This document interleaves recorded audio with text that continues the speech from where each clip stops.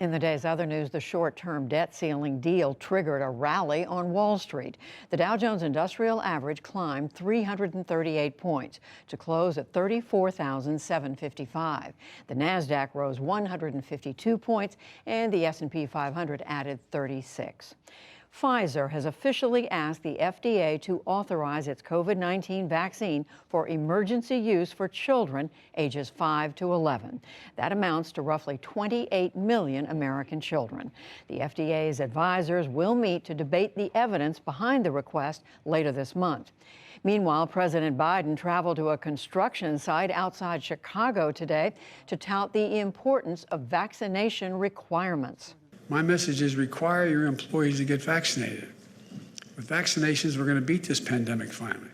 Without them, we face endless months of chaos in our hospitals, damage to our economy, and anxiety in our schools, and empty restaurants, and much less commerce.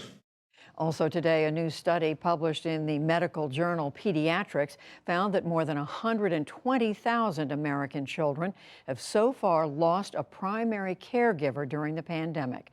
More than half of those children were either Black or Hispanic American.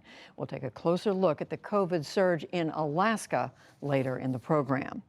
There were more signs today that the U.S. job market is improving, even as the pandemic lingers on. The U.S. Labor Department reported that the number of new jobless claims fell last week for the first time in a month to 326,000. That is down 38,000 from the previous week, and the biggest drop in claims since late June. Flash flood warnings are in effect for much of the southeastern U.S. after a slow-moving storm dumped as much as 13 inches of rain across Alabama. At least 4 people died when their vehicles were swept away. Roads near a grocery store in East Bruton were inundated with water. And overnight in Hoover, rescue crews helped stranded drivers escape the floods. In Southern California, U.S. Coast Guard investigators boarded a massive German cargo ship today to determine whether its anchor may have ruptured an oil pipeline nearly a week ago. Officials are focusing on the ship's GPS tracking data prior to the spill off of Huntington Beach. They're looking into whether its anchor snagged and bent the pipeline. The governors of 4 northeastern states agreed today to share data on firearms purchases in order to help curb gun crime. The Democratic governors from New York, New Jersey, Pennsylvania, and Connecticut said that the data will only be used by law enforcement. Current federal law prohibits the U.S. government from collecting gun sales records into a national registry.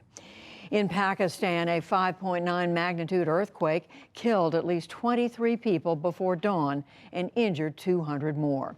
It shook a remote district in the southwest province of Baluchistan.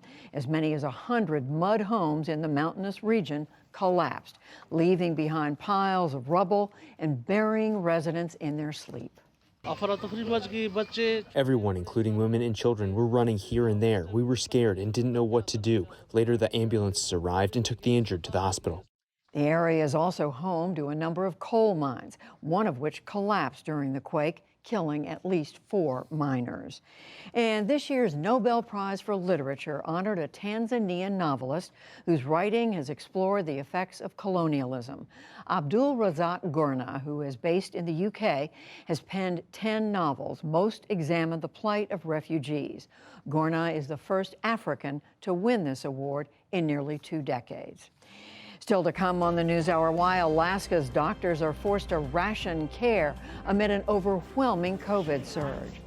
Haitian migrants face an uncertain future as thousands more are expected to arrive at the U.S.-Mexico border. Lake Charles, Louisiana emerges as a case study in the unequal effects of climate change, plus much more.